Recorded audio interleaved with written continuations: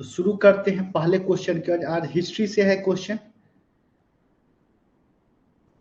पहला है, बिहार के किस क्षेत्र में फतेह शाही विद्रोह हुआ?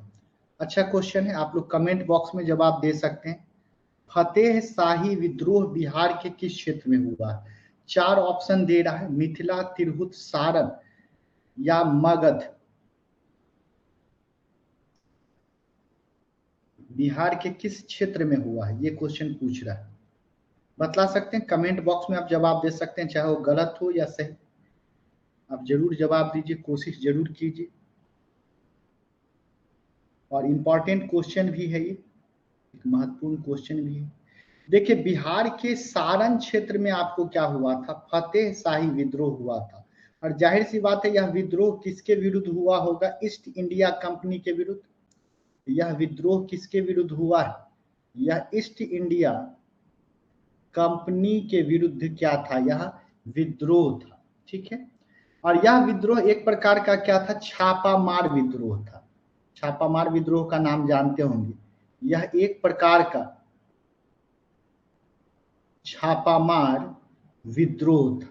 ठीक है। और यह किसके द्वारा शुरू किया गया था? तो यह भी जान लेते हैं, यह फतेह बहादुर शाही के द्वारा। ये आरंभ किसके द्वारा किया गया? फतेह बहादुर शाही के द्वारा आरंभ किया गया था, इसलिए इसका नाम क्या पड़ गया? फतेह शाही विद्रोह के नाम से। तो कोई जरूरी नहीं कि हर प्रश्न आता ही रहे, इसको आप नोट भी करते चलेंगे और याद भी करते चलेंगे इस हिसाब से। अगला प्रश्न हमारा है कि निम्नलिखित में से कौन सा स्थान टीपू सुल्तान की राजधानी के रूप में प्रसिद्ध था? यह इजी क्वेश्चन है। श्रीरंगपट्टनम, गुलबर्ग, हम्पी या हैदराबाद।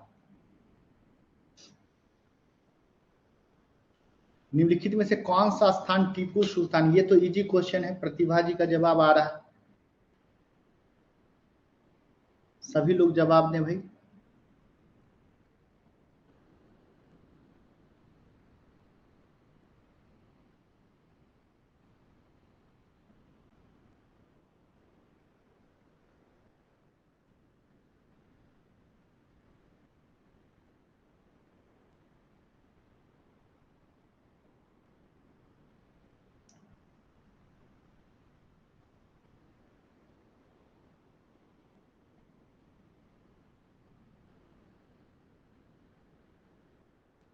क्या हो जाएगा? ये आपका श्रीरंगपट्टनम, आप सभी को पता होगा। बहुत बढ़िया। अगला प्रश्न है, रंजीत सिंह ने सुप्रसिद्ध हीरा प्राप्त किया था, किससे प्राप्त किया था? रंजीत सिंह जो है सुप्रसिद्ध हीरा, यह किससे प्राप्त किए थे? यह भी इजी क्वेश्चन और महत्वपूर्ण भी है।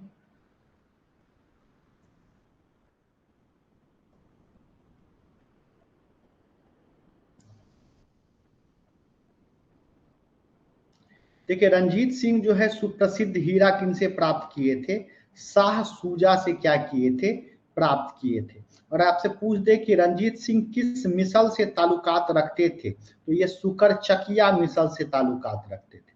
ये ताल्लुकात किससे रखते थे? सुकरचकिया मिसल से क्या करते थे? ताल्लुकात रखते थे। ठीक है।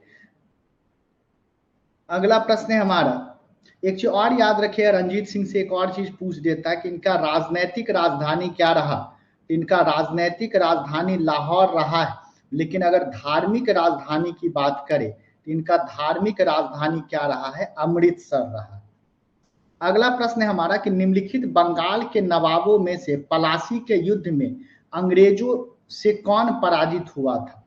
यह बहुत इजी क्वेश्चन है। अलीवर्दी खान, मीर जाफर, सिराजुद्दौला और मुर्शिद कुली खान। इसके बाद ही अंग्रेज जो है वह बंगाल के क्षेत्र में क्या बन गया? शक्तिशाली बन गया था। बतलाएंगे कि अंग्रेज के द्वारा कौन पराजित हुआ था? बहुत इजी क्वेश्चन है।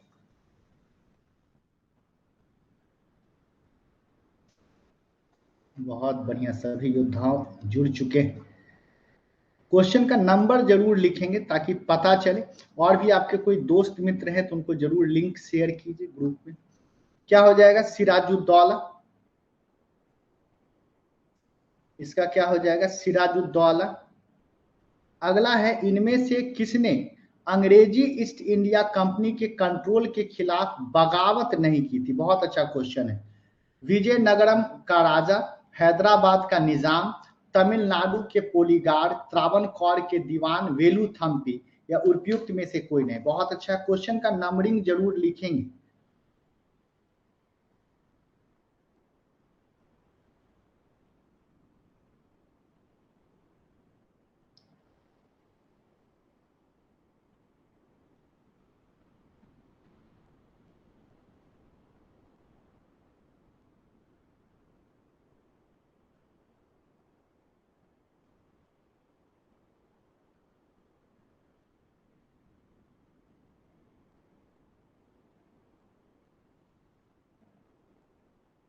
क्या हो जाएगा? आपको पता ही है, अंग्रेज का एक साथ दिया था, वह कौन है? हैदराबाद का निजाम जो है अंग्रेज के हमेशा साथ रहा है। अगला है, सम्राट शाह आलम द्वितीय ने ईस्ट इंडिया कंपनी को बंगाल, बिहार और उड़ीसा की दीवानी प्रदान की थी। कब? यह आपको याद होगा, इलाहाबाद की संधि, इलाहाबाद की संधि के तहत हुआ था। क्या हो जाएगा? सभी लोग जवाब दीजिए तो पता चलेगा। इलाहाबाद की संधि के तहत हुआ है।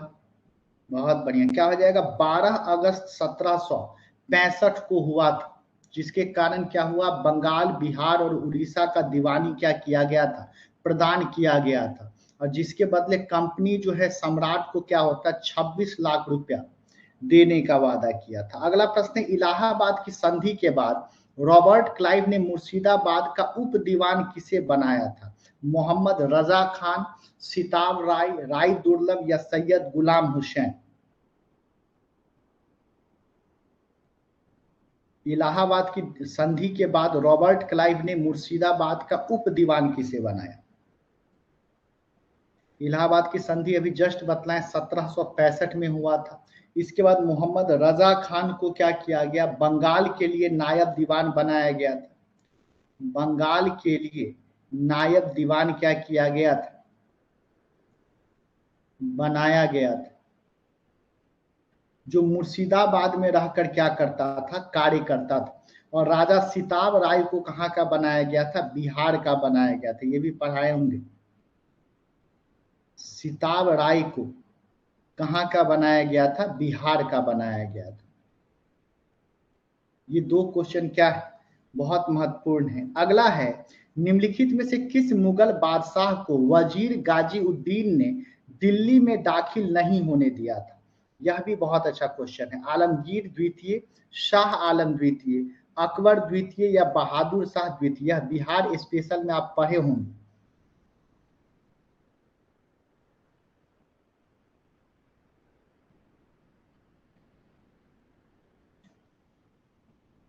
ये पढ़े होंगे कि अली गौहर जो है वह शाह आलम द्वितीय के नाम से कहां प्रवेश किया था? दिल्ली में प्रवेश किया था। अली गौहर जो है ये शाह आलम द्वितीय के नाम से क्या किया था? दिल्ली में प्रवेश किया था। जो वहां का वजीर जो था गाजी उद्दीन, वह उसको प्रवेश नहीं करने दिया था। गाजी उद्दीन जो है यह शाह आलम द्वितीय को प्रवेश नहीं करने दिया था। बाद में 1772 में 1772 में मराठा की मदद से शाह आलम द्वितीय क्या हुआ? दिल्ली में प्रवेश किया।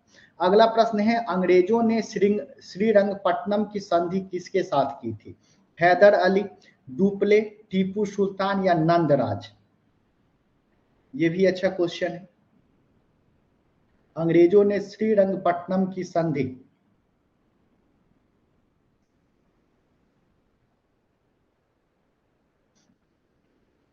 ये पता भी होगा, श्रीरंगपट्टनम की संधि किसके द्वारा किया गया था? टीपू सुल्तान के द्वारा किया गया। कॉर्नवालिस जो है third Anglo Mysore war, third Anglo Mysore war, तृतीय आंग्ल मैसूर युद्ध के दौरान श्रीरंगपट्टनम की संधि की गई थी। कॉर्नवालिस क्या किया था कि यह श्रीरंगपट्टनम के किले पर अधिकार कर लिया, जिससे विवश होकर, बहुत बहुत स्वागत है समझ जी, जिससे विवश होकर आपको टीपू सुल्तान को श्रीरंगपट्टनम की संधि करनी पड़ी। अगला प्रश्न है पलासी के युद्ध के पश्चात किसको बिहार प्रांत का उप दीवान नियुक्त किया गया था? यह भी अच्छा क्वेश्चन है और शायद अभी करवाए भी हैं इस क्वेश्चन को। राजा सिताब राय, मोहम्मद रजा खान, दुर्गा दास या पृथ्वी चंद्र राय? यह भी अच्छा क्वेश्चन है, सभी लोग जवाब जरूर दें। जितना ज्यादा क्वेश्चन प्रैक्टिस कीजिएगा उतना कॉन्फिडेंस आते जाएगा। अभी जस्ट बताए थे कि राजा सिताब राय को बिहार का क्या किया था? उप दीवान नियुक्त किया गया था। अगला प्रश्न है हमारा बक्सर के युद्ध में अंग्रेजी सेना किसके नेतृत्व में लड़ी थी? बक्सर के युद्ध में मुनरो के नेतृत्व में, क्लाइव के नेतृत्व में, आयरकूट के नेतृत्व में या वांसी टार्ट के नेतृत्व में?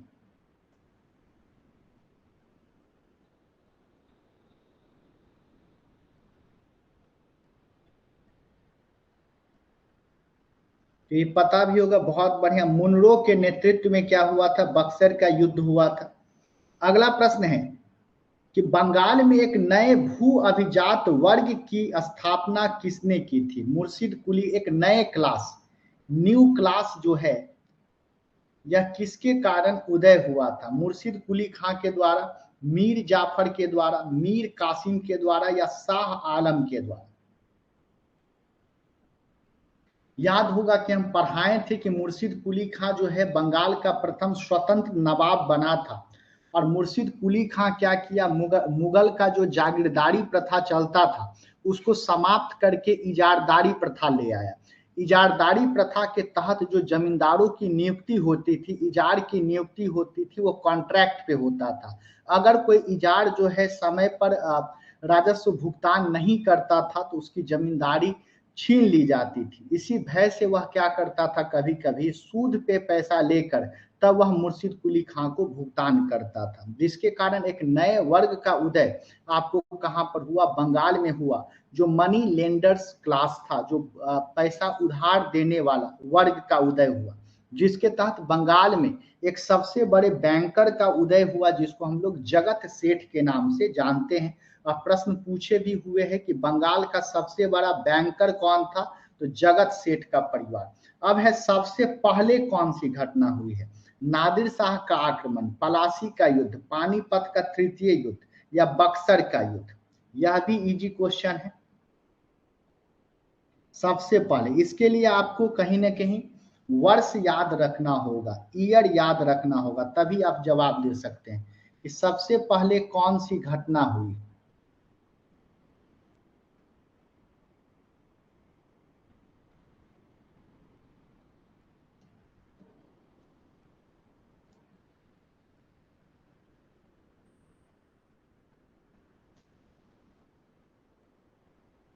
देखिए सबसे पहले जो घटना हुआ वह कौन है आपका? नादिर शाह का आक्रमण। सबसे पहले आपका क्या हुआ है? नादिर शाह का आक्रमण, जो कब हुआ है? 1739 में, 1739 में। पलासी का युद्ध जो हुआ है वो कब हुआ है? 1757 में हुआ। पानीपत का तीसरा युद्ध तो आप लोग को पता होगा कि 1761 में हुआ और बक्सर का जो युद्ध हुआ है वह कब हुआ है? 1764 में हुआ। तो इस प्रकार से सबसे पहले जो घटना है वह कौन है? नादिर शाह का आक्रमण है। अगला प्रश्न है वह पहला भारतीय कौन था जो हाउस ऑफ कॉमन्स का सदस्य बना था? यह भी अच्छा क्वेश्चन है। S N. Banerjee, G K. Gokhale, C R. Das या दादा भाई नौरोजी? ये तो पता भी होगा आप लोग। अगर आईएनसी आप लोग पढ़े होंगे, इंडियन नेशनल कांग्रेस, जिसमें नरमपंथी और चरमपंथी नेताओं के बारे में बताया गया होगा, तो सबसे पहले हाउस ऑफ कॉमन्स के सदस्य कौन बने थे? तो दादा भाई नौरोजी जो थे वह हाउस ऑफ कॉमन के सदस्य बने थे, यानी कि ब्रिटिश संसद में, यानी कि 1892 में आम चुनाव जीतकर यह क्या किए थे? आपको ब्रिटिश संसद का सदस्य बने थे। अगला प्रश्न है किसकी सहायता से हैदर अली ने 1755 में डिंडीगुल में एक आधुनिक शस्त्रागार की स्थापना की? इससे भी एक क्वेश्चन बन जाता है कि डिंडीगुल में आधुनिक शस्त्रागार की स्थापना किनके द्वारा की गई है? तो ये सबको पता होना चाहिए, हैदर अली के द्वारा। लेकिन पूछ रहा है कि भाई किसके द्वारा? तो इजी है कि अंग्रेज से लड़ना है तो इसके अगेंस्ट जाएगा लोग। तो याद होगा कि भाई यह फ्रेंच के सहायता से क्या किए थे? डिंडीगुल में, बहुत बढ़िया, शस्त्रागार का स्थापना किए थे। अगर हम एक प्रश्न इसमें ऐड कर दे कि हैदर अली के बचपन का नाम क्या था, तो क्या बताइएगा आप? हैदर अली के बचपन का नाम क्या था? बतलाइए तो, मजेदार क्वेश्चन है। इसी में अगर हम जोड़ दे कि हैदर अली के बचपन का नाम क्या था। देखिए, हैदर अली के बचपन का नाम हैदर नायक था। हैदर अली के बचपन का नाम हैदर नाइक था, ये याद रखेंगे हम। अगला प्रश्न है हम लोग का कि जंतर मंतर का निर्माण किया था अकबर ने, शाहजहां ने, शिवाजी ने, महाराजा जयसिंह ने?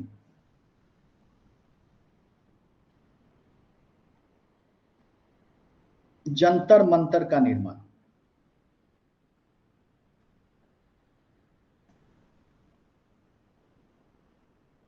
इसे फंसिएगा नहीं, इजी क्वेश्चन है।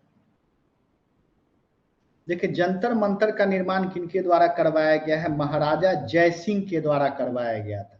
कहां पे करवाया गया है? जयपुर में। ये निर्माण कहां पर करवाए? जयपुर में जंतर मंतर का क्या किए थे? निर्माण करवाए थे। और इसके साथ ही ये 5 वेधशालाओं का भी निर्माण करवाए थे। 5 वेधशालाओं का भी निर्माण करवाए थे।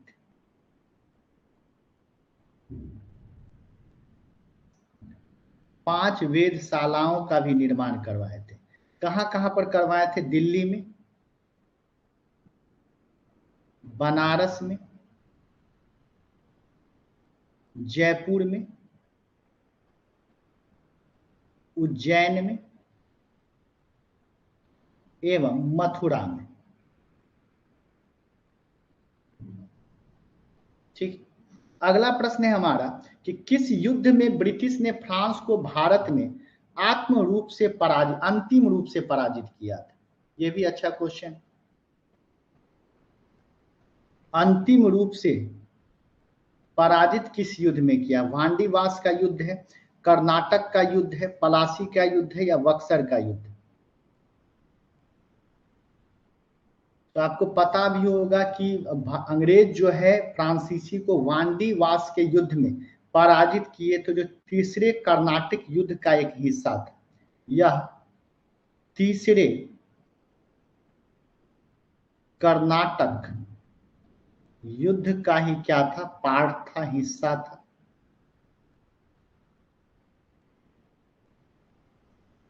अगला प्रश्न है हमारा कि किस अधिनियम के द्वारा अंग्रेजों ने घोषणा की कि भारत में अधिकारियों की नियुक्ति में राष्ट्रीयता और रंग के आधार पर भेदभाव नहीं होगा? ये बहुत अच्छा क्वेश्चन है। भेदभाव नहीं होगा, राष्ट्रीयता और रंग के आधार पर भेदभाव नहीं होगा। बतलाइए। 1813 का चार्टर अधिनियम, 1833 का चार्टर अधिनियम, 1853 का चार्टर अधिनियम, या 1861 का चार्टर अधिनियम? क्या हो जाएगा? ये एमसीक्यू बैच है, इसमें एक लक्ष्य है कि 10,000 से ज्यादा क्वेश्चन करवाएं। और ये आपको सभी एग्जाम के लिए क्या होगा? फ्रूटफुल होगा, चाहे आप 69वीं दे रहे हो, 70वीं दे रहे हो, या 71वीं दे रहे हो। इसका जो कोर्स फी रखा गया है मात्र 500 रुपया, 500 में करवाएंगे। साथ में पीडीएफ भी अपलोड कर दिया जाता है। इसमें जरूर जुड़िए, 500 में 10,000 से ज्यादा क्वालिटी क्वेश्चन मिल जाए। इसका क्या हो जाएगा? 1833। जो भी नहीं जुड़े हैं इस बैच में अभी तक, दिल्ली दरबार के समय भारत का वायसराय कौन था? Lord Ripon, lord Lytton, lord Lawrence, या लॉर्ड नॉर्थब्रुक? दिल्ली दरबार के समय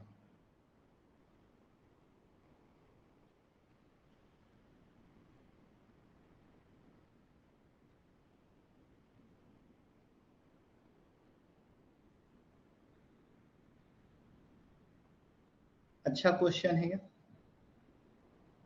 दिल्ली दरबार के समय कौन था? Lord Lytton. देखिए एक चीज और यहाँ पर याद रखिएगा, प्रथम दिल्ली दरबार का जो आयोजन है, प्रथम दिल्ली दरबार का आयोजन 1877 में किया गया था, ये सब याद रखिएगा। दूसरा दिल्ली दरबार का आयोजन जो है 1903 में किया गया था, और तीसरा जो दिल्ली दरबार का आयोजन है वह आपको 1911 में किया गया था। तो पहला वाला एक इम्पॉर्टेंट इसलिए है, इसमें पूछ देता है कि महारानी विक्टोरिया को क्या किया गया था? कैसरे हिंद की उपाधि प्रदान किया गया था कि क्वीन विक्टोरिया को। तो ऐसे प्रश्न दे दे कि किस दिल्ली दरबार में महारानी विक्टोरिया को कैसरे हिंद की उपाधि प्रदान किया गया था? तो प्रथम दिल्ली दरबार में क्या किया गया था? प्रदान किया गया था। ठीक है, ये भी क्वेश्चन पूछा हुआ। अगला है, भारत में ब्रिटिश साम्राज्य का संस्थापक कौन था? सीसलिमैन, लॉर्ड मिंटो, लॉर्ड क्लाइव या लॉर्ड मेयो? अच्छा क्वेश्चन, क्योंकि ये अगर युद्ध नहीं जीतता, निर्णायक युद्ध, तो फिर सफलता हासिल नहीं होती। तो संस्थापक अगर कह दे तो कौन, किसको कह सकते हैं हम?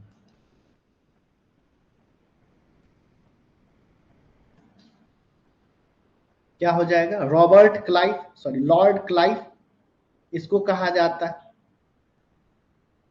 पलासी के युद्ध में देखिएगा बहुत अहम भूमिका निभाया था।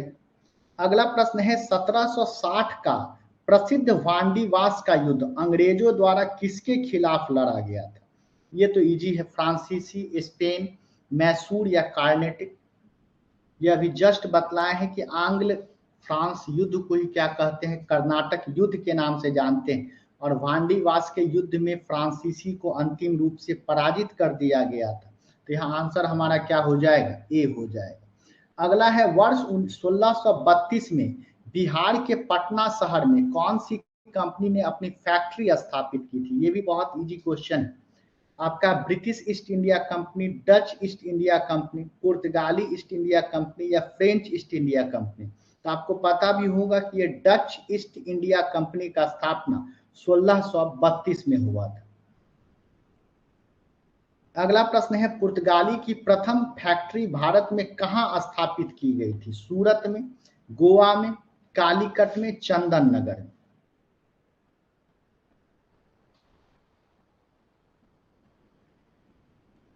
इसमें क्या होगा बताइए, क्वेश्चन का नंबरिंग जरूर बतलाइएगा। पुर्तगाली का पूछ रहा है।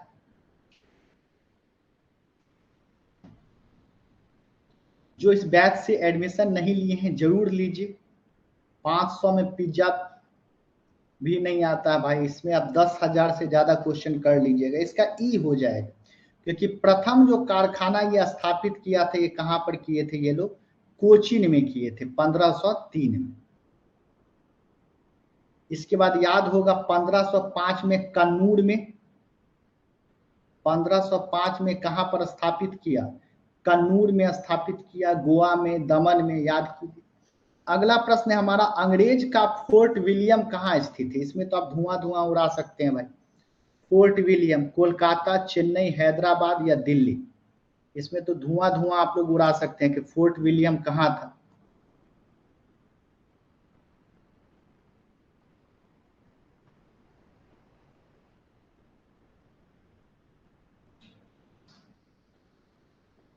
कहाँ था फोर्ट विलियम? तो कलकत्ता में। ये तो प्रसिद्ध क्वेश्चन है भाई। अगला है, बंगाल की खाड़ी में समुद्री डकैती हेतु हुगली का उपयोग कौन करता था? ये बीपीएससी में पूछे हुए हैं। डच है, फ्रांसीसी है, पुर्तगाल है या अंग्रेज? तो बंगाल की खाड़ी में समुद्री डकैती हेतु हुगली का उपयोग किसके द्वारा किया जाता था? पुर्तगाल के द्वारा किया जाता था।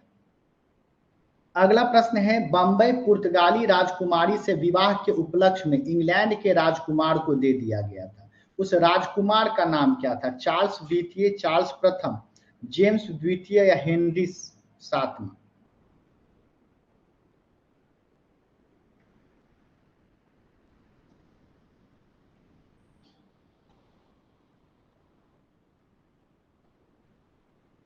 बहुत बढ़िया, क्या हो जाएगा? चार्ल्स द्वितीय। अगला प्रश्न है हमारा, निम्नलिखित में से भारत में पुर्तगाली शक्ति स्थापित करने का श्रेय किसको दिया जाता है? जामोरिन को, अल्मीडा को, अल्फांसो डी अल्बुकर्क या उपयुक्त को? यानी या वास्तविक शक्ति भी लिख सकते थे। और थोड़ा क्लियर कर दे, वास्तविक संस्थापक कौन माना जाता है? Real founder. इसको थोड़ा सा और क्लियर कर दे तो वास्तविक संस्थापक कौन है? अल्फांसो डी अल्बुकर्क है। अगला प्रश्न है, पुर्तगाली उपनिवेश का प्रथम वायसराय भारत में कौन हुआ है? डियाज हुआ है, वास्को डिगामा, अल्मीडा या अल्बुकर्क? अब प्रथम की बात कर रहा है, अब प्रथम है तो ये भी क्लियर है, डियाज है, वास्को डिगामा, अल्मीडा और अल्बुकर्क। तो प्रथम कौन है भाई? अल्मीडा है, फर्स्ट वायसराय। अगला प्रश्न है कि निम्नलिखित में से प्रथम कर्नाटक युद्ध का कौन सा तात्कालिक कारण था? इंस्टेंट रीजन कह रहा है। अंग्रेज और फ्रांसीसी के बीच प्रतिद्वंदिता, ऑस्ट्रिया की राजगद्दी की जंग, कर्नाटक की राजगद्दी की जंग या अंग्रेजों द्वारा फ्रांसीसी के जहाज का अधिग्रहण? तो भाई बताएं थे, देखिए अगर लॉन्ग टर्म काउज देखे तब तो ऑस्ट्रिया और प्रूसिया के बीच में जो युद्ध हुआ था वो हो जाता, लेकिन तात्कालिक कारण पूछता है तो तात्कालिक क्या हो जाएगा? अंग्रेज क्या किया था? फ्रांसीसी जहाज का अधिग्रहण कर लिया था। अगला है, निम्नलिखित में से किस अंग्रेज अधिकारी ने पुर्तगाली को स्वाली के स्थान पर हराया था? William Hawkins, Thomas best, Thomas raw या जोसिया चाइल्ड?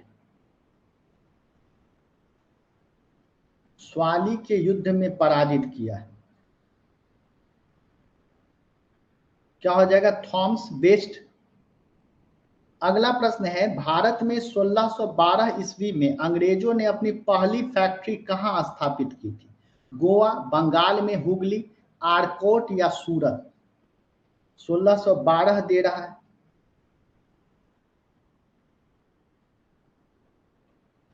जरूर जुड़िए इस एमसीक्यू बैच से अगर आप चाहते हैं कि ज्यादा से ज्यादा क्वेश्चन प्रैक्टिस करें।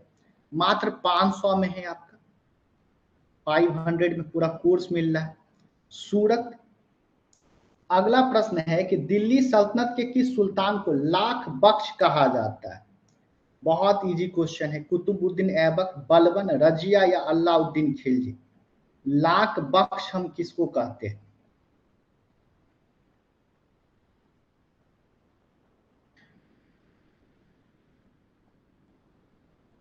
क्या हो जाएगा? कुतुबुद्दीन ऐबक को क्या कहा जाता है? लाख बख्श कहा जाता है।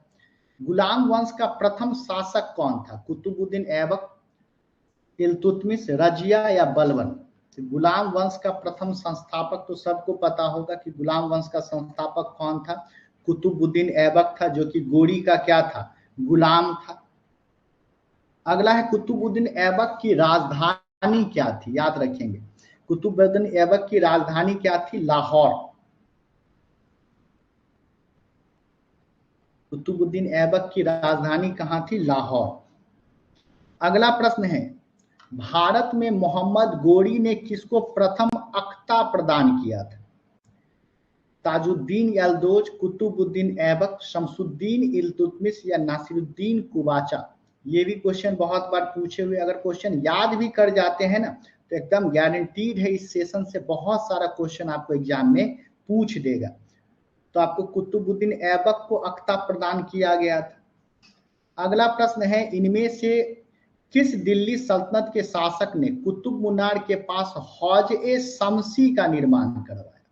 बहुत अच्छा क्वेश्चन, हौज-ए-शमसी का निर्माण। हौज-ए-शमसी एक क्या है बाबू? तालाब है। यह एक क्या है? तालाब है। और इसका नाम हौज-ए-शमसी क्यों पड़ा? तो इसका जो निर्माण करता कौन था बाबू? इल्तुतमिश था। इल्तुतमिश जो है शमसी परिवार का था। ये किस परिवार से ताल्लुकात रखता था? शमसी परिवार से ताल्लुकात रखता था, इसलिए जो तालाब बनाया इसका नाम ही डाल दिया हौज-ए-शमसी। अगला प्रश्न है, इल्तुतमिश शासक था तुगलक वंश का, गुलाम वंश का, खिलजी वंश का या तुर्क शाही वंश का? तो आपको पता है कि इल्तुतमिश को गुलामों का गुलाम कहा जाता है। गुलामों का गुलाम कहा जाता है। क्यों कहा जाता है? तो यह किसका गुलाम था? यह ऐबक का क्या था? गुलाम था, ठीक है। और ऐबक किसका गुलाम था? गोरी का गुलाम था। तो इसको गुलामों का गुलाम कहा जाता है। किस वंश का है? गुलाम वंश का।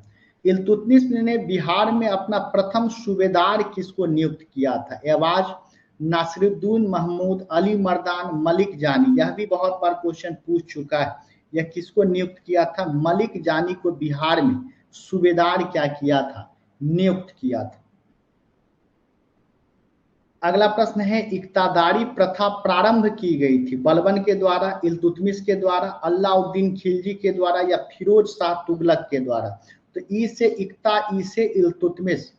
इक्तादारी प्रथा किसके द्वारा लाया गया था? इल्तुतमिश के द्वारा लाया गया था।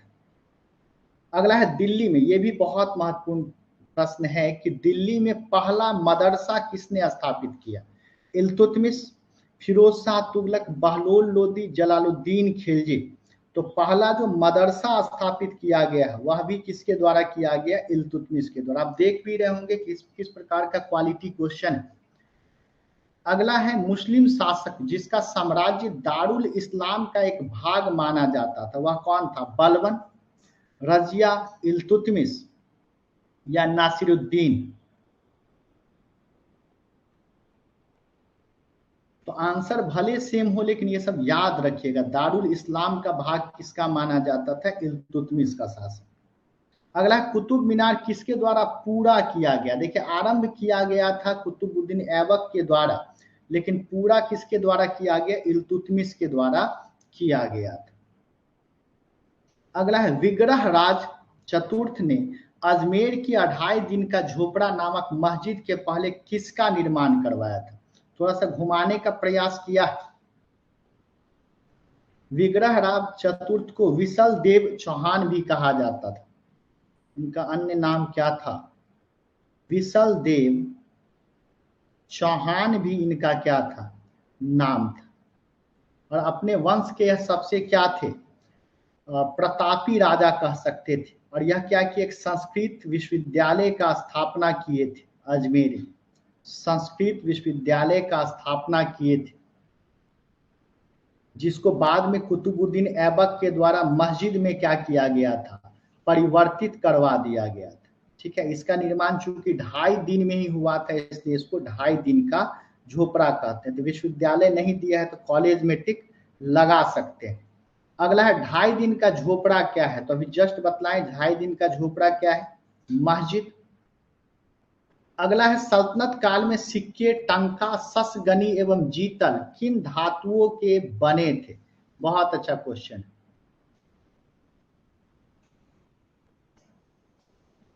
पता भी होगा कि टंका जो है ये किसका बना होता था? चांदी का बना होता था। और जीतल जो होता था यह किसका बनता था? तांबा का। जीतल जो है वह किससे बना है? तांबा का।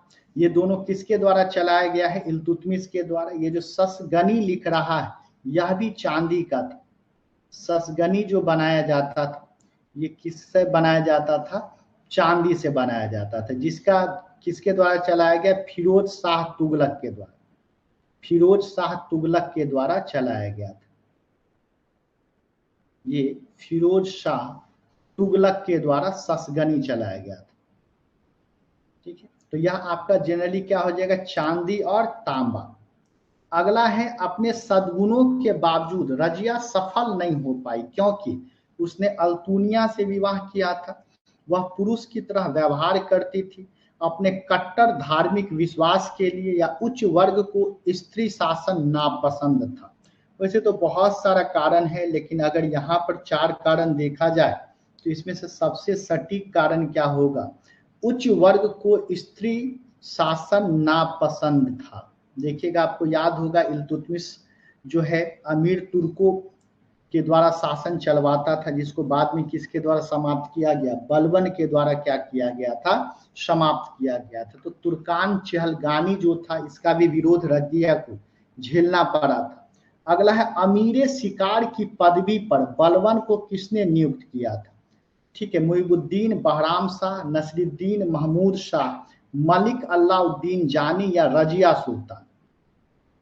बहुत अच्छा क्वेश्चन। अमीर ए शिकार के पद पर तो अमीर ए शिकार के पद पर बलबन को रजिया सुल्तान क्या की थी, नियुक्त की थी। अगला है रजिया सुल्तान किसकी पुत्री थी, तो बहुत इजी क्वेश्चन है। रजिया सुल्तान इल्तुतमिश की क्या थी, पुत्री थी। अगला प्रश्न है वह प्रथम मुस्लिम शासक कौन था जिसने शासन के सिद्धांत थ्योरी ऑफ किनशिप को राजाओं के ईश्वरीय अधिकार सिद्धांत के समान प्रतिपादित किया था। ऐबक, इल्तुतमिश, बलबन या अलाउद्दीन? कौन है भाई, ये तो सबको पता होगा, बलबन। अगला प्रश्न है हमारा कि किस दिल्ली सुल्तान ने रक्त एवं लौह की नीति अपनाई। जो भी क्वेश्चन है काफी महत्वपूर्ण है, बार बार एग्जाम में रिपीट करता है, तो अगर याद भी कर लीजिएगा तो इससे आपका आ जाएगा। तो रक्त और लौह की नीति अपनाई गई थी किसके द्वारा, बलबन के द्वारा। अगला प्रश्न है हमारा कि राजत्व के उसके सिद्धांत प्रतिष्ठा, शक्ति और न्याय के सिद्धांतों पर आधारित थे। बलबन के बारे में ये शब्द किसके द्वारा दिए गए थे? आपका है एबीएम हबीबुल्लाह, जियाउद्दीन बर्नी, स्टैनले लेनपूल या आरपी त्रिपाठी? यह किसके द्वारा दिया गया था, जियाउद्दीन बर्नी के द्वारा ये शब्द बोले गए थे। अगला प्रश्न है कि दिल्ली के किस सुल्तान ने सिजदा की परंपरा को प्रारंभ किया? कुतुबुद्दीन ऐबक, बलबन, अलाउद्दीन खिलजी, मोहम्मद बिन तुगलक? तो ये भी पता है सिजदा और पाबोस जो है वह किसके द्वारा शुरू किया गया था, बलबन के द्वारा शुरू किया गया था। अगला है चालीसा समूह की शक्तियों को किसने तोड़ा? देखिए स्थापित किया गया है इल्तुतमिश के द्वारा, स्थापित किया गया है इल्तुतमिश के द्वारा, लेकिन तोड़ा किसके द्वारा गया है, तो यह बलबन के द्वारा। तो दोनों चीज हम लोग क्या रखेंगे, याद रखेंगे। अगला है तुगरिल खान ने किसके शासन काल के दौरान विद्रोह किया था? बलबन, अलाउद्दीन खिलजी, फिरोज तुगलक या खिज्र खां? तुगरिल खां, तो तुगरिल खां जो है यह किसके शासन काल में विरोध किया था? बलबन के शासन काल में। अगला है बाजार नियंत्रण के लिए कौन सा सुल्तान प्रसिद्ध है? बहुत बार ये क्वेश्चन पूछ चुका है, रिपीट भी करता है। तो अलाउद्दीन खिलजी है, सिकंदर लोदी है, बलबन है या मोहम्मद बिन तुगलक है? तो ये कौन है भाई, अलाउद्दीन खिलजी। अगला है खिलजी वंश का प्रथम शासक कौन था? जलालुद्दीन खिलजी, अलाउद्दीन खिलजी, बलबन या रजिया सुल्तान? तो खिलजी वंश का प्रथम शासक आपको कौन है? जलालुद्दीन खिलजी। अगला प्रश्न है हमारा दाग और हुलिया की प्रथा प्रारंभ की थी?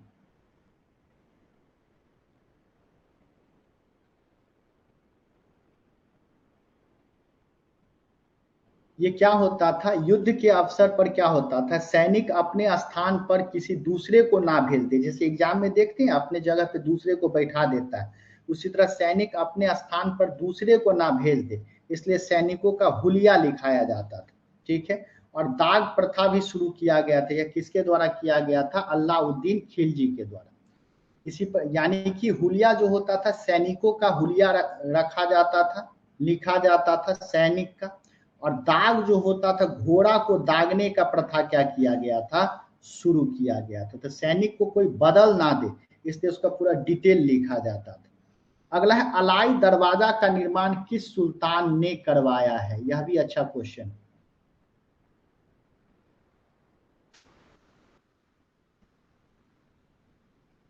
ठीक है, यह अलाई दरवाजा का भी निर्माण किसके द्वारा करवाया गया? अलाउद्दीन खिलजी के द्वारा।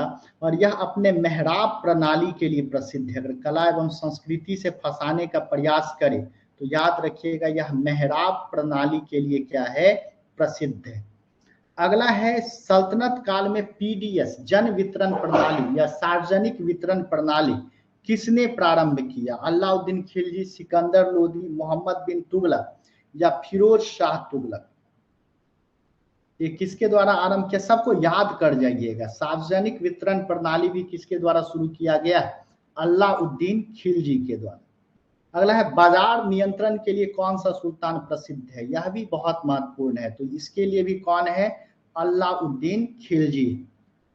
अगला है आर्किटेक्चर में गुंबद को आधार प्रदान करने के लिए सबसे पहले भित्ति मेहराब प्रणाली का प्रयोग किया गया है। बहुत महत्वपूर्ण है, याद रखिए कहां पे किया गया, अभी जस्ट बतलाएं, अलाई दरवाजा में क्या किया गया है, इसका प्रयोग किया गया है।